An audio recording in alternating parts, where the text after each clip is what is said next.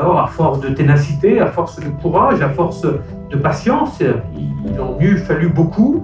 Cette mythologie est aujourd'hui quasiment devenue réalité.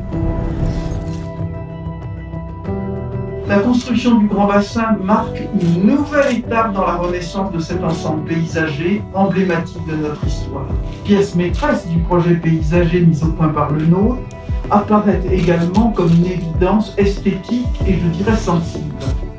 Tous les usagers du domaine ont pu ressentir en effet le vide de l'esplanade en bout des parterres où flottait, je dirais, le fantôme de la pièce d'eau manquante.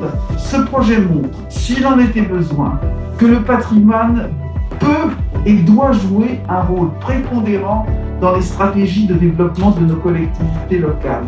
Indispensable pour mieux comprendre notre histoire, notre identité.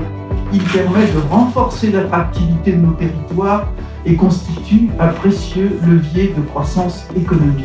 Et ce projet n'aurait pas pu voir le jour sans l'accompagnement de ceux qui nous ont aidés dans sa réalisation. Alors, le département des Yvelines, 2 millions d'euros, la région Île-de-France, 1 million d'euros, Suez Environnement, 300 000 euros à travers leur fondation, cas par cas, 20 000 euros, la Fondation du patrimoine, plusieurs dizaines de milliers d'euros, les donateurs privés, les associations locales, notamment l'association des Amis du Vieux Saint-Germain, l'Université Libre et bien évidemment l'État, qui a contribué non seulement par la mise à disposition de l'infrastructure, par son ingénierie, mais également financièrement à ce projet. Il a fallu le creusement de la liaison souterraine entre la gare du RER et l'arrivée du nouveau tram 13 pour nous offrir l'occasion unique de réparer ce manque. Lieu chargé d'histoire, qui a vu la naissance de Louis XIV et devant lequel a été donné par Guy Chabot de Jarnac son fameux coup, et non pas Jarnac comme certains le croient. Tous ensemble, nous contribuerons à restituer à nos concitoyens le projet initial de le nôtre et à apporter notre pierre à la beauté et à l'atmosphère unique de ce domaine.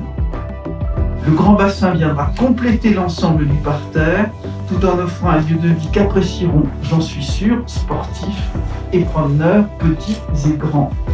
Au reflet du ciel changeant, en fin de journée, le petit et le grand bassin rentreront probablement en résonance avec ces mots de Marcel Proust qui décrit dans Jean Santeuil l'heure où, aux deux bouts du parc, un bassin est déjà plein de l'eau violette du clair de lune et un bassin plein encore de l'eau d'or du soleil couchant. Je vous remercie.